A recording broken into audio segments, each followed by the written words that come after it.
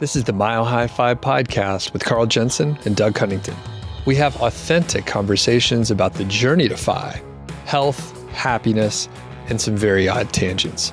We interview FI experts, side hustlers, people on their way to FI, and those who have reached the other side. Join us every week, and if you want the show notes and links and all that other stuff, head over to milehighfi.com. Hello, world. Welcome to the Mile High Fi podcast. I am Carl Jensen with my co-host. I'm Doug Cunnington. Doug, today I'm pretty excited. We have a case study, and this gentleman's name is Craig. He is 56 years old. He has laid out his money situation, and he not only has some questions about money, but he has some questions about life, and I find those to be way more interesting because the money part, I'm not going to say it's easy, but it is pretty simple math. Figuring out how to live a happy and satisfying life is the harder part and ultimately the more rewarding part. Pretty much what we're going to do with our money after we actually pull the trigger. Yeah, this is a good one. There's some ideas about the 4% rule. We have a lot of details on, his assets. And then, like you said, some questions about life, which we're experts at.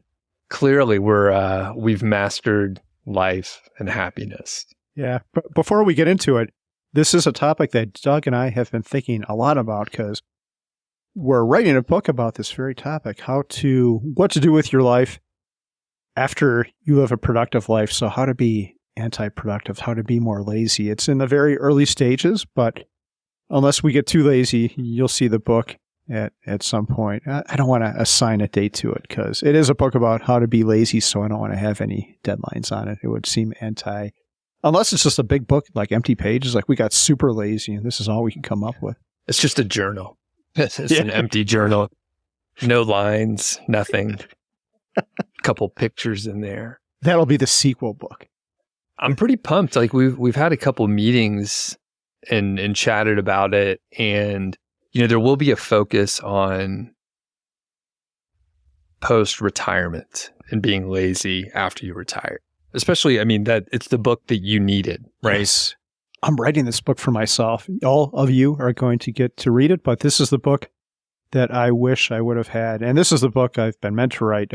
Some probably crazy person actually offered me a book deal some years ago, I think because of the blog, and I turned it down. It just didn't feel like a great fit, but this feels like a totally great fit. I'm super excited. And the other portion, so part of the focus will be that we're still kind of figuring it out, but I wanted to have something about laziness on the job. That's something I personally excelled at, I feel. And a lot of, it's frowned upon. You don't hear people maybe taking the stage and giving a talk on how to be lazy at work because the employers don't, it's what the employers don't want you to know, right? I could see these great Facebook ads or whatever, and I'll be, your employer doesn't want you to know this. And then I'll tell people how to get promoted by doing less work in half the time, right? Yeah. Have the old guy, the one little secret or whatever. Yeah. The one secret your boss doesn't want you to know. So it'd be excelling by not excelling. It's going to be great. Yeah.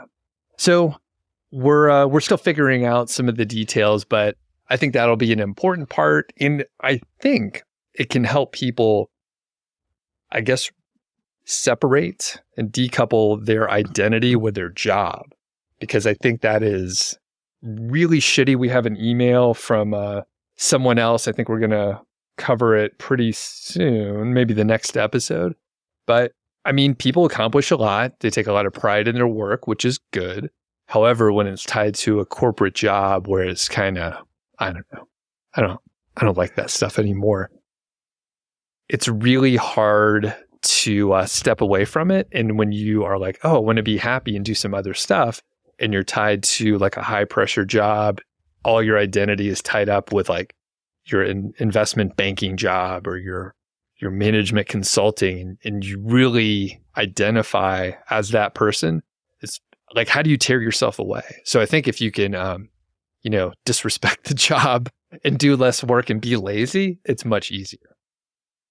It worked for me.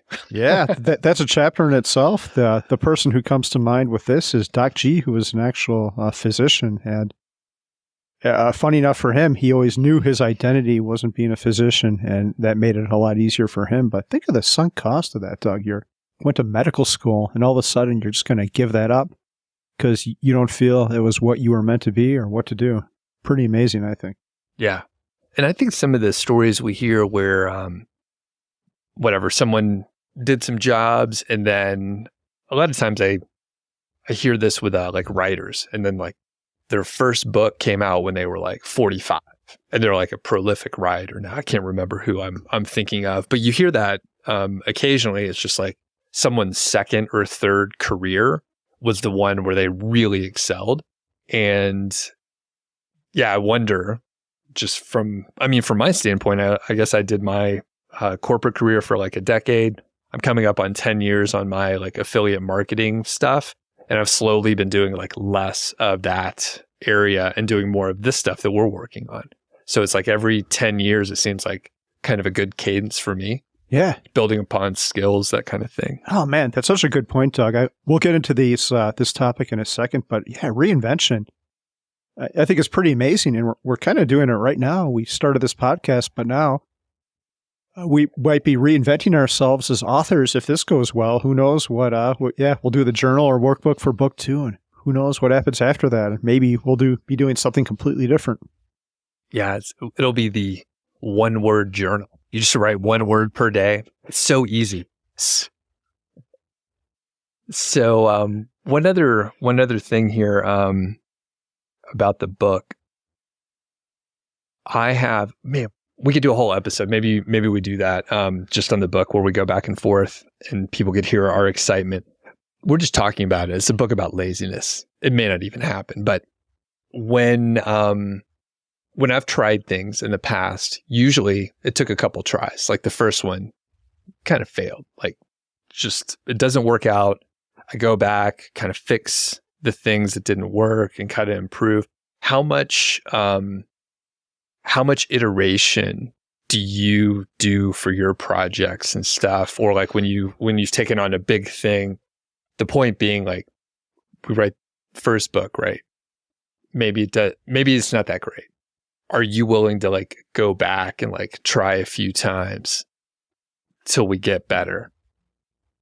Yeah, I think broader point, I think the iteration should never stop in life. I think about this often with my house projects. Like some of my earlier ones weren't so great. Maybe the design wasn't so great, but because it's not so great, that's an opportunity for improvement. And as long as you still enjoy it, then I think you should go out and take the mistakes from the first time and create something better. I think the work I do now in a house is super good and it's beautiful. It's well thought out. Sometimes I'd rush into stuff and the colors suck or whatever. But yeah, I think everything in life, I mean, how many times do you ever create something perfect? Like never. There's always a chance to iterate, and that's what it should be about. The process is the fun part, I think. Yeah. Cool. I'm not going to hold you to it. We may start and we're like, this sucks. We don't want to do this anymore. So, but I think we'll be able to squeeze out at least one book, and we'll have our writing retreat, which I'm excited to hook up. This should be pretty fun. And I was even looking at another place, I'll tell you offline. And I was like, oh, maybe we could take 2 writing retreats because we like road trips and we can get out of the house. There's a spot that I'm thinking of that it really doesn't, very poor internet, very poor like cell phone reception. So we actually could get a shitload done, very like rugged wilderness kind of stuff. Nice. So yeah. And if the book fails, Doug, like we have these visions in our head for this 80,000 thing, we'll just turn it into a kid's book. We'll get Mid-Journey to do some coloring book shit, and it'll be like 50 words long. It'll be great. All right. So this is from Craig. Carl, do you want to break down some of the pieces here? We have a ton of detail. We're not going to read the whole thing, but what are the high points that we should consider? Yeah, but before we do that, so Craig wrote, I really have enjoyed the shows. I just left a review, a 5-star review rating under his Nitro Hiker is his name.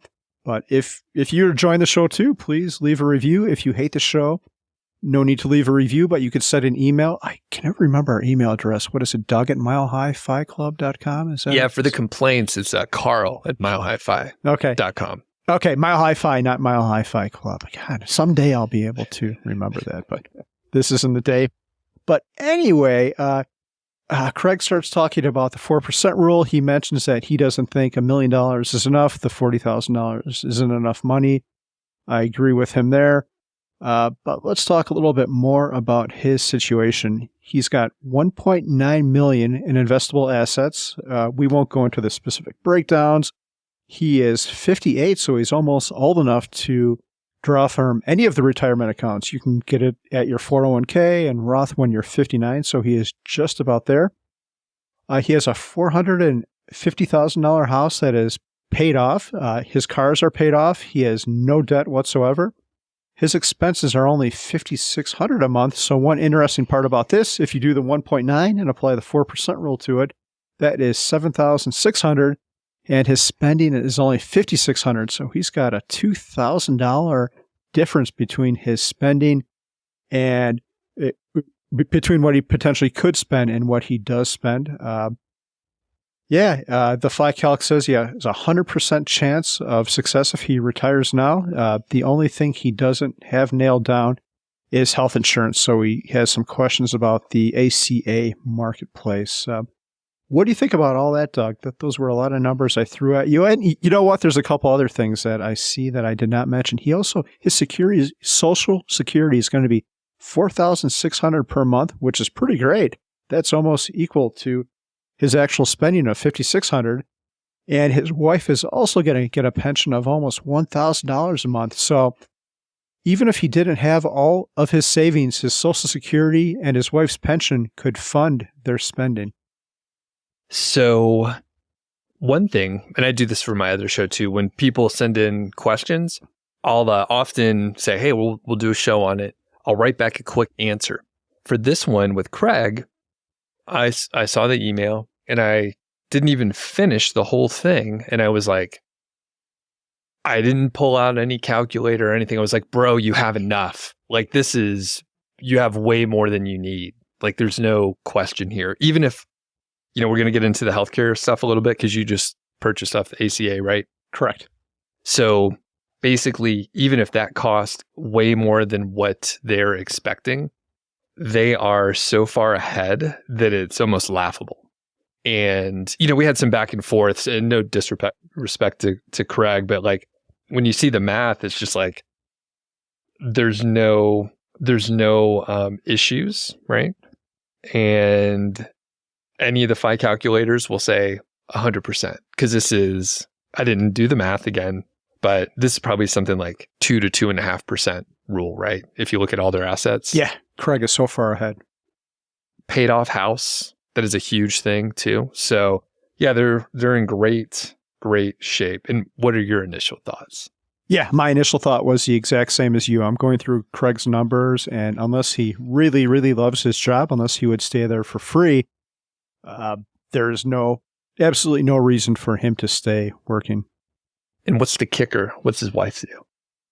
His wife is a teacher, and she is not returning after this school year. She is going to be retired. And he goes on to talk about the situation a little bit more. He says, I am on the fence as to when to pull the trigger, but I want to have the summer to enjoy without the time suck of full-time employment. Dude, don't just do the summer, do the rest of your life. Your wife isn't going to be working. Don't you want to enjoy retirement with her? Yeah. And I mean, with that additional fact, and then the fact that Carl and I both recently read Die with Zero, it's like, yeah, you got to stop working immediately. Like put in your 2-week notice. Like don't give, I was talking to a dude recently, and I think he gave like 6 months notice, which is great. He said he liked his team. And the thing is, just go live your life. Like they'll figure it out. Like we think we're really important, but you're very replaceable. I hate to break it to everybody, but like whatever company you work at, like like they could replace you in weeks. Do you disagree with that, Carl, at all? No, I completely agree with it. And the 4,000 Weeks book drives us home too, that anything we do, unless we're Steve Jobs, no one is going to know who we are or what we did 10 years after our death. And even, I think in the 4,000 Weeks book, the author makes a point that even Steve Jobs, no one is going to give a shit about him. And 500 years, he's just going to be a footnote in history. So, yeah, I think people who say those types of thoughts are probably overvaluing themselves. And I did too. I thought, I can't leave my team. I'm going to leave. I'm like, no one is. Unless you're Elon Musk, and even him, he could probably be replaced if you found the right person. No one is irreplaceable. Yeah. Except you, Carl, here. Except, I have people come in all the time to replace you. Yeah, I think the podcast, the number one thing we could do to improve Mile High Fi is for me to quit. Who would you replace me with if you could pick anyone? If I could pick anyone, I don't know, probably someone really good who speaks more eloquently and has better thoughts, like a Lex Friedman or maybe a Tim Ferriss. I don't know, a Jocko. A Jocko would be pretty cool. Neither of you guys have much hair. And oh, yeah. I think that'd be awesome. We should figure out how to run my voice through a filter so I sound like Jocko. And we should run our images through a filter too so we look like him, add 50 pounds of muscle. And Lex is a robot. We could probably get him on here anyway, just some AI thing. Yeah, I bet we could, Chat Lex or something. Someone should invent that. So, okay. We have what looks to be a pretty good, he's going to be all right. Craig's going to be okay. We do encourage you, Craig, to, I would say, put in your notice. I would say, get out of there. You guys have enough. And even if you something very weird happened and you wanted to go back to work for some reason, you could do a part-time thing. But again, looking at the numbers here, you're in really excellent shape. So let's talk about some of the other stuff here. Well, 1 second, Doug, before we get into that, I just finished up Diet with Zero yesterday, actually. And I think the number one homework assignment I would give to Craig and others who struggle with the same stuff is to read the book. I would say there's so many books and not many have a profound impact, but that book, I thought there was some really good stuff in there. I always take notes when I read a book. And one of the things he says is, if you die with $1 million, you've died with 1 million of experiences you didn't enjoy. And I know in the book he talks about having this extravagant party with Natalie Merchant. And I think it was his 45th birthday. Yeah, and I'm not exactly sure I was going with that, but that book is, high motivation to get off your ass and start living, especially if you're maybe a little bit afraid of spending money. Well, I think what you were getting at maybe is if you die and you have, millions of dollars or $1 million, the number of years that you spent accumulating, that you worked for someone else and someone else was getting rich off of that, or a company was, or whatever, that you could have been spending time with your family or friends. Those are probably the two biggest things, right? You could have been doing something productive with your family or friends instead of working for 8 more years to save $1 million that you're just going to not be able to enjoy. You could have done 8 or 10 years of something fun. That's a long time. Yeah, it is a long time. And the other thing I took away from the book is a lot of people, because they are so busy with work and everything else, they don't have time to keep their self in optimum health. He mentions, and I've read this before, that every pound of extra weight you have is 4 pounds of pressure on your knees, which is difficult. You're going to blow out your knees if you have too much weight. And I'm looking at my notes from the book. One of the things he says is health is much more valuable than money. So if you're staying at your job, and there's some people who could balance this, they can be healthy and eat right and all that, but it's hard if you've got a stressful job and you don't have the time. If you're putting off your health in any way and you have enough, I think you should immediately cut back or stop your job and focus on your health, get your ass in shape. It's easy for you to say that, Carl, in your ivory tower, but imagine a couple years before you hit the point where you were trying to figure out how to retire early. If someone told you, hey man, you put on 20 pounds, you need to quit your job, what do you think you would have said? Would you have accepted that advice? Yeah, I probably would have laughed at the person and told them that they're crazy. Like, look at you, you've got enough money. And yeah, I would probably not have taken that advice. But yeah, so how would you convince yourself back then, knowing what you know now?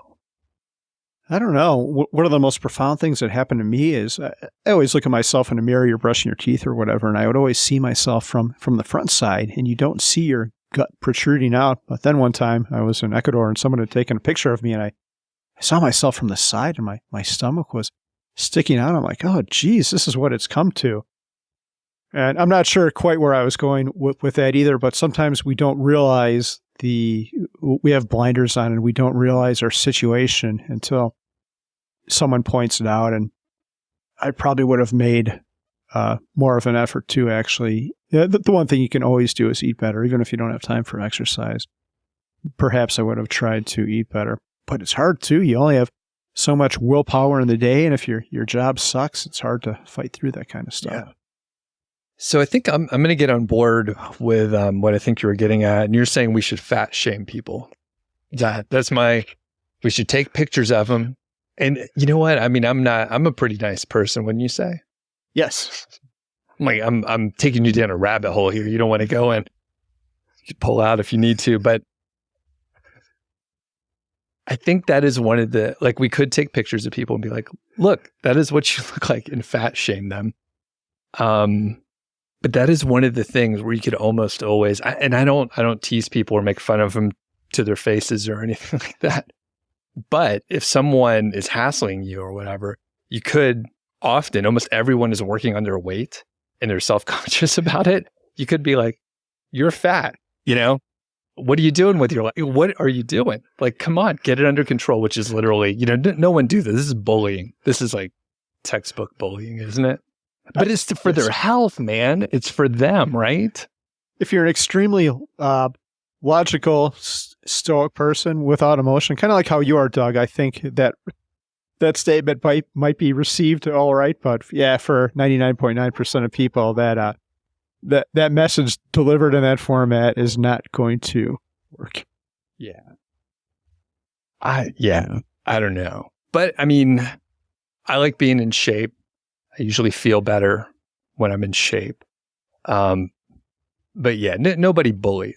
I'm curious, Carl, were you more of a bully, or did you get bullied or something different? How would you, when you were a kid? No, I was probably the kid who would get picked on, but I wasn't afraid to fight, Doug. I had lots of fights in my childhood. So yeah, if it's like the prison movie, if anyone hassles you, you beat the crap out of the first person who does that, and then no one else messes with you after that. Yeah. I don't think I was even that good at it, but most people are just afraid of a fight. So if they see someone gives you shit, okay, fuck you, then they're not going to mess with you anymore. Most people will just back off. And I definitely do not recommend physical violence, especially as an adult. But yeah, you have to stick up for yourself. Craig never thought we'd be talking about this stuff. Yeah, we went down a bad rabbit hole. When I have a secondary question related to that, which we can cut this out if you want, but you had you had speech issues when you were a kid, right? Yeah, speech and braces on my legs too, like Forrest Gump. If you've ever seen that, I had both that at the same time. Really? Yeah. Man. So did people pick on you because of your speech? And I don't know exactly. I think you had a stutter, you told me, right? Yeah, I stuttered, and most people actually were a couple, but the braces, a couple people would make fun of me for that too. I remember one kid would call me like stilt legs or something like that. I'm like, well, they're not really stilts. They're just these cables on my fucking legs to straighten them out. But yeah, I would just go after him, like throw a couple punches. And then, that kid was persistent. He could run faster than me, especially since he didn't have the braces. So yeah, I could never catch him and beat him up on the playground. But yeah, I remember that. It's all fine. It's not where you come from. It's where you end up, I guess. That kind of stuff makes you stronger, right? Yeah, that's what they all tell us, right? What was your original question, Doug? Were you a bully, or did you get bullied? And you said you probably got bullied a little bit more. Yeah. Most kids, I thought it could have been a lot worse. I think most kids were pretty decent. There's always one or two assholes, and life usually doesn't work out well for them in the end. But yeah, I hope it did. I have no ill feelings towards anyone. Yeah. And just for the record, I was not a bully. I was like a nerdy kid, right? So I got picked on a little bit, but I like to think I have a pretty good sense of humor. So I think if I got picked on, I would like strike back with humor. And I think the exchange that we just had where I was talking about fat shaming, I think you can see where it might go. Like if someone presses me, then I would make fun of them. And when other people laugh at them, that's terrible. Like they don't like that at all. No. It really sets them off. So did you have, because you're a witty guy, would you like I don't know, make fun of people too, or you were more of a brawler? I don't think so. I was pretty introverted. I'm a lot different person now than I was a kid. So yeah, violence was the answer for me as a kid. Hey, where did you get the black eye? Oh, I get hit by a ball on the playground. And no, I just got punched. I didn't block that one. True story, by the way, that one was. Oh, man. He still looked worse than me, I think. Man. All right, cool. Anything else about bullying or encouraging people to be in shape? Yeah, I just want to apologize to Craig because we are way off topic, but I promise we're going to give you some actionable information here. The Die with Zero book, that's one of the main points that he makes is if you're not in shape, like nothing else really matters. And a lot of times we let the pursuit of money get in the way of it. And I'm so thankful, Doug. Like after I get done with here, you live right next to you live close to a facility that I go to work out. And I'm going to hit that up. And how lucky am I that I could just go to that thing in the middle of the day and work out with the seniors? It's going to be great. Yeah. So it's going to be good. Okay. Let's talk healthcare. So that was one of the things that Craig was unsure of. It sounds like they can get a silver policy for less than $6 a month if they get subsidies by keeping their income in the right range. And I would even suggest, if you don't need to be in that income range. You can suppress, and Carl, you can go deeper into this, but like I know there's subsidies if you keep your income under a certain amount.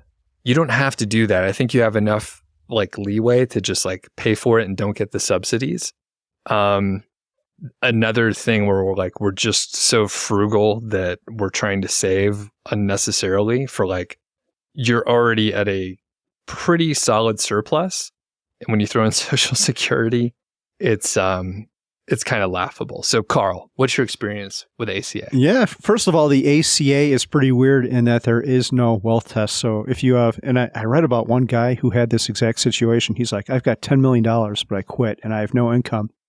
So I'm on Medicaid and I don't want to be because that is supposed to be for people who can't afford healthcare. So I don't want to use the system like that. And we're that same way. We don't have $10 million, but we have enough where there's no way we need Medicaid, and there's no way I would do that, even though we could be on there if we gamed our money right.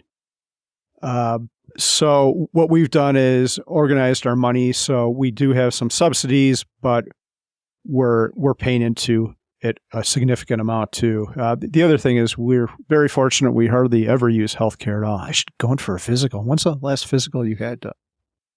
Just in the last year, I'm pretty good every year or two to make sure my cholesterol and blood work is in check because my family has like high cholesterol and stuff. So man, it's been like 5 years for me, but I'm going to get in there.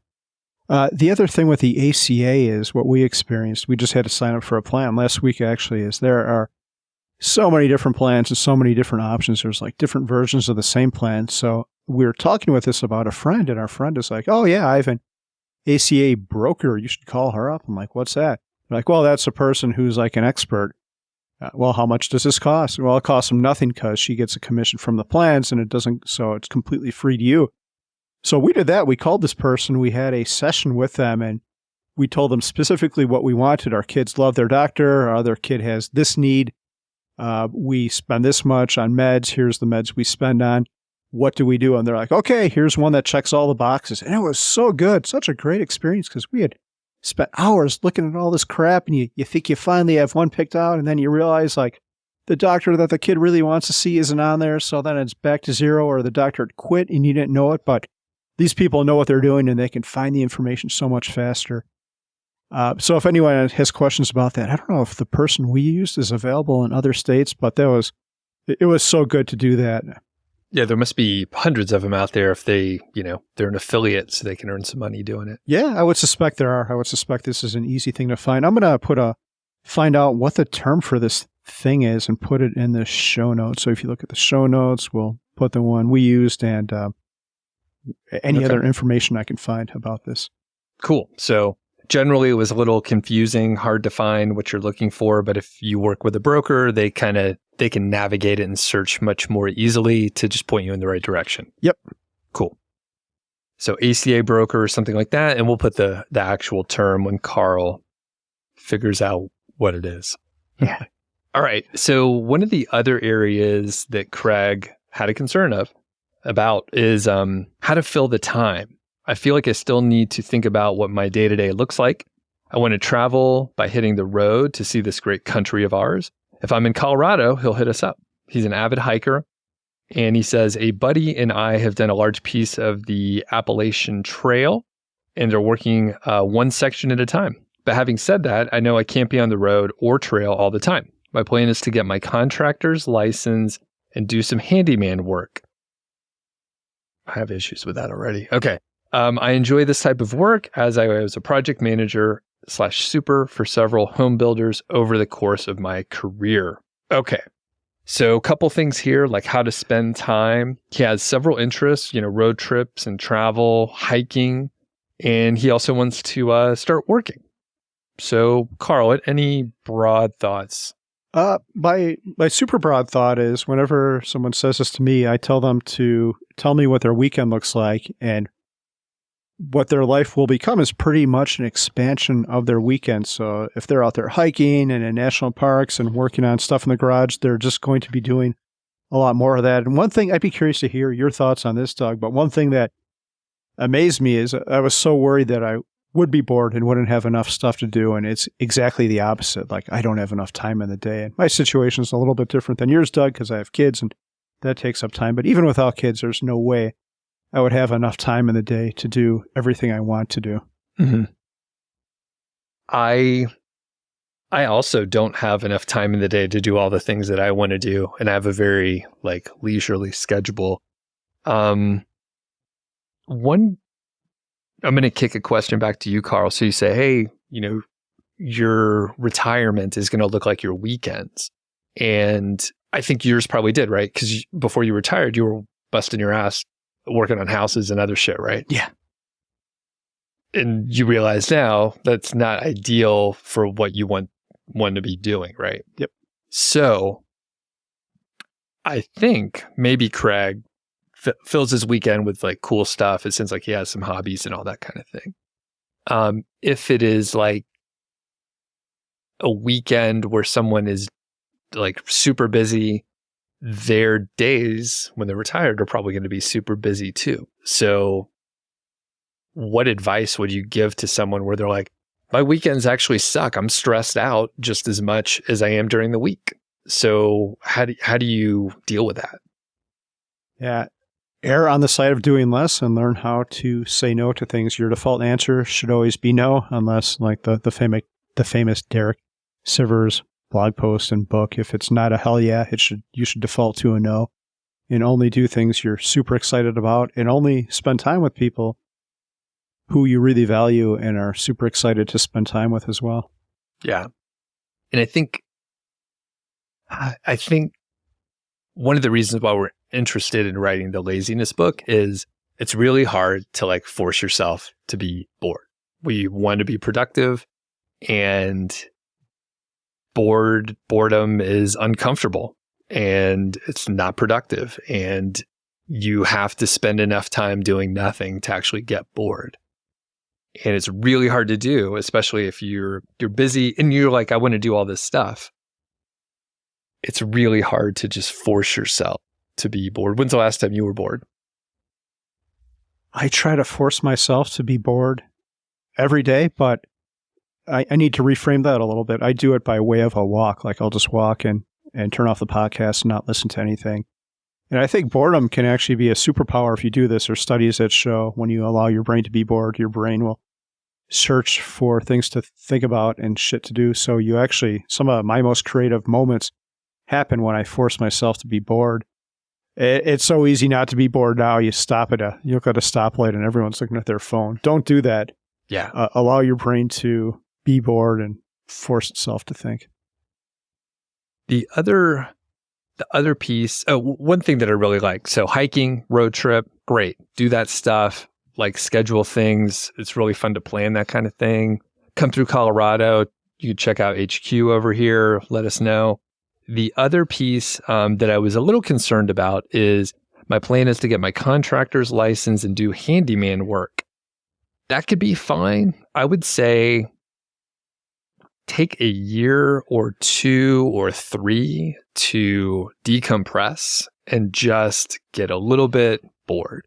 It's great to be productive, but I could see that becoming an issue. You do say you enjoy that kind of work, so that's good.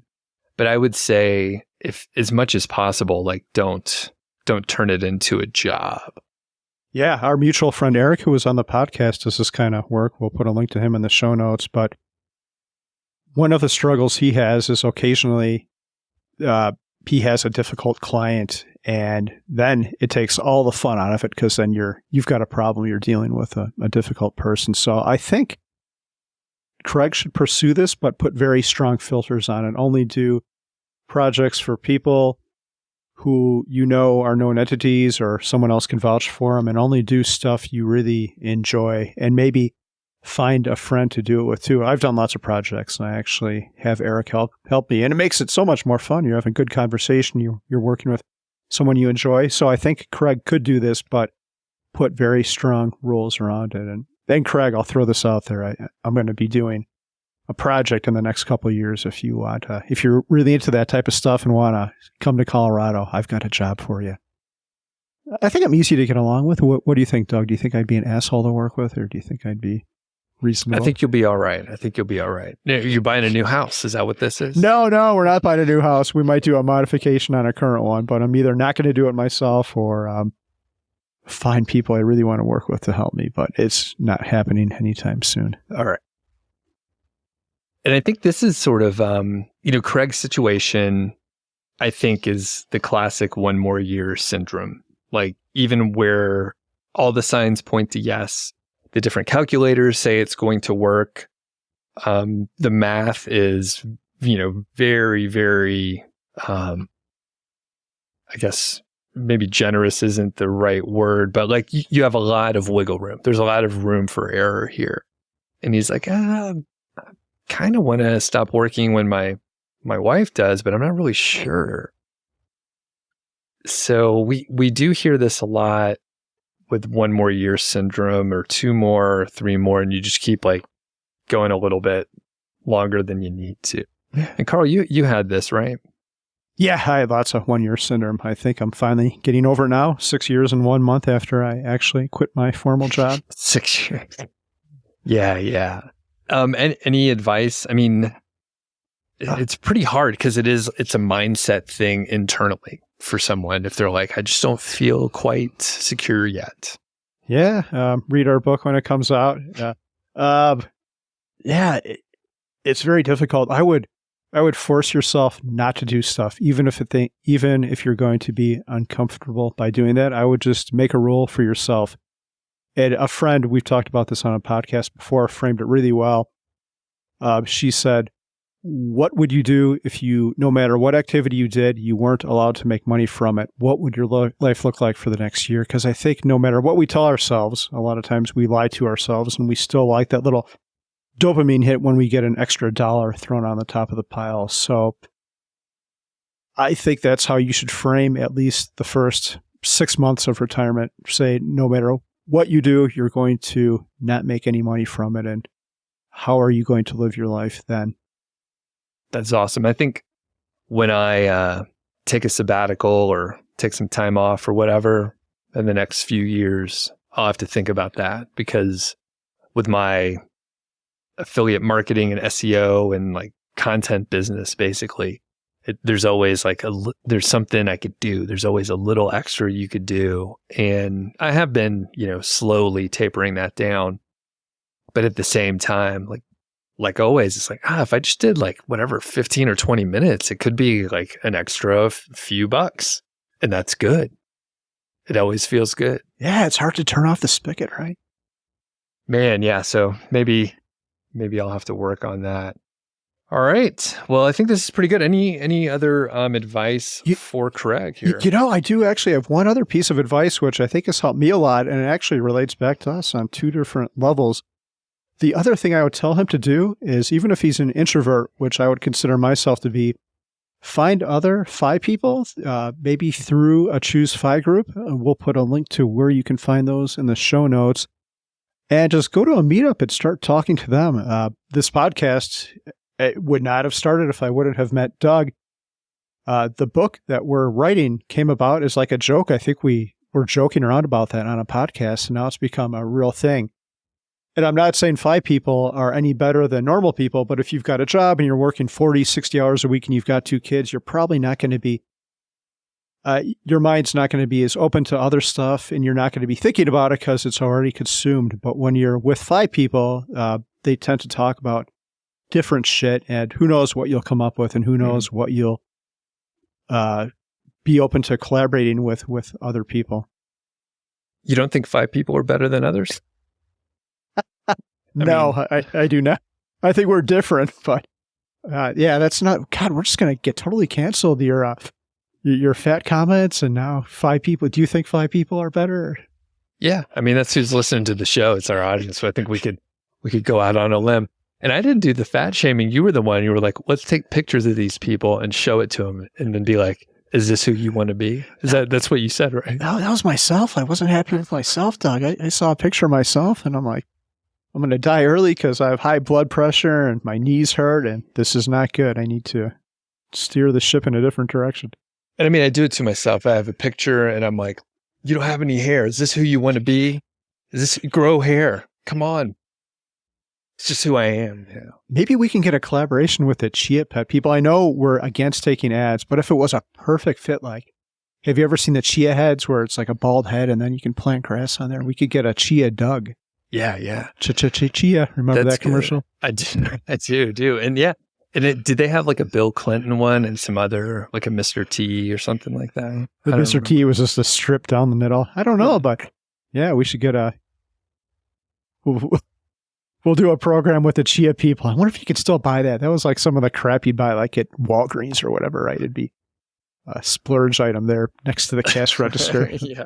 I never had one, but I had sea monkeys when I was, I think I was like high school age or something like that. But did you ever have sea monkeys? No, I think my sister did. I know what you're talking about. They were like little shrimp, right? Yeah, the little brine shrimp. And yeah, it was pretty cool. Like it was like in the back of like comic book magazines. You could send in money. And yeah, I would feed them. And I remember, I think in the winter they got a little cold, and like sometimes the little tank, it gets sick. And you could put in like different, I don't know, I guess it's like aquarium type chemicals, but it's all branded as sea monkeys.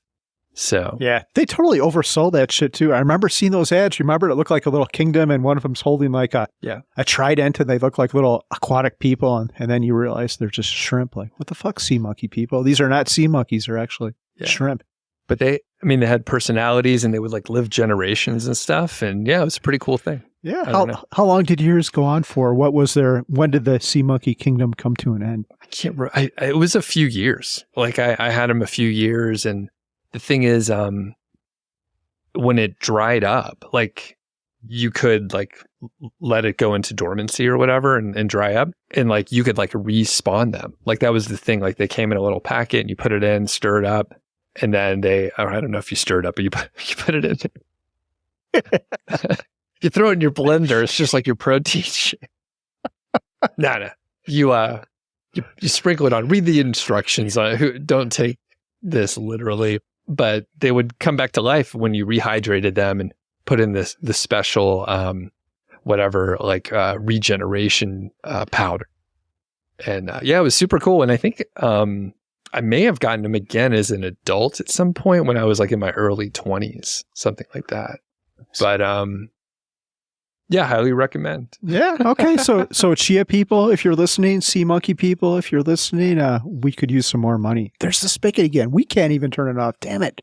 Yeah. We're just trying to support the show. Okay, cool.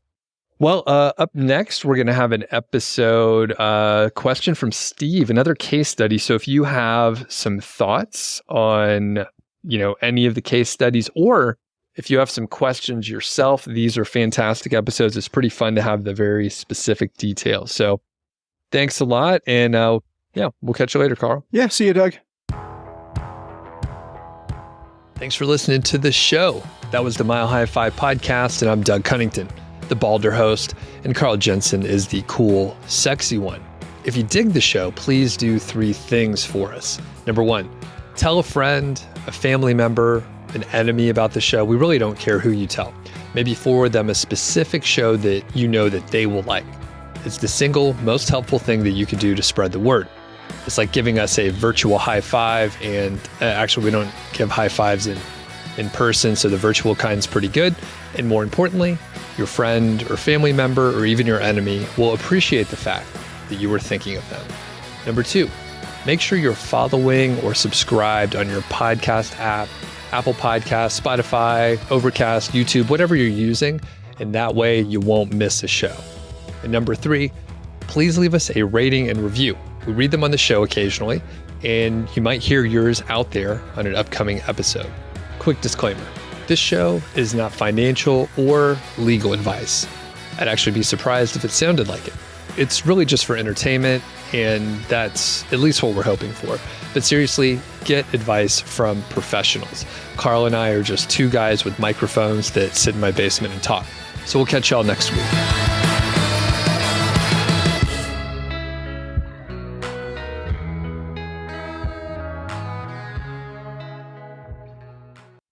Carl, about how much water do you drink in a day? Do you pay attention to that?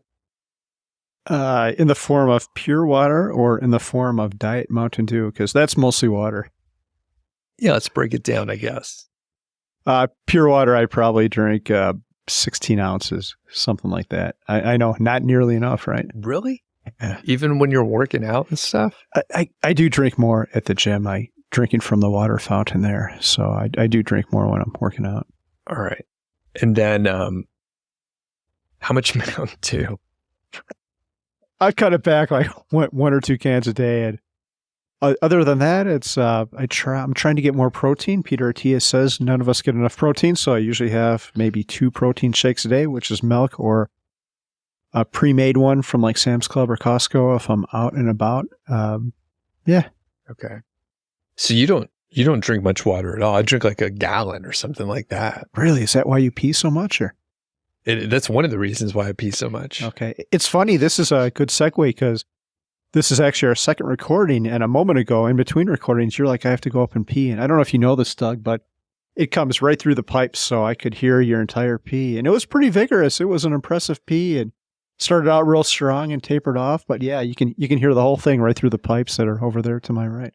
Nice. Yeah. I have been down here I can hear you when you go too, which is something I don't tell you. But I like it, you know.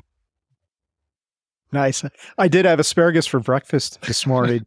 So oddly enough, it doesn't smell. I had this purple asparagus that I've never seen before. I think I sent you the photo over text. Have you ever seen that? The purple asparagus? No. Okay. No odor. No odor. Is that the selling point? It is. I was kind of disappointed. I'm going and I'm like, what's happening here? Do I have COVID again? Is my smell gone? I'm like, no, it just doesn't smell like it usually does. And might have to return the rest. I had it with your brisket that you kindly gave us, which was great. Yeah. Thanks. Well, you got to drink more water, man. We have a ton of water bottles, and that's one thing. If you have it with you, you'll probably drink more. But when when you're working out and lifting weights, and I don't know are you still taking the creatine? I do. Yes. So the creatine kind of hydrates your muscles. That's why you look bigger. Oh man. Yeah. So if you're taking creatine, you should drink lots of water because then it'll fill your muscles up with water. You just told me this now. I am extremely vain. If you would have told me that before, I'd be drinking 5 gallons a day. Yeah. I don't know how it'll work for you, but yeah. Drink more water. That's insane. You drink 1 glass when you're here, and that's yeah. you spill half of it. I know, right? I have a drinking problem like an airplane. I can't find my mouth. I do remember that scene. So yeah, we'll work on your hydration.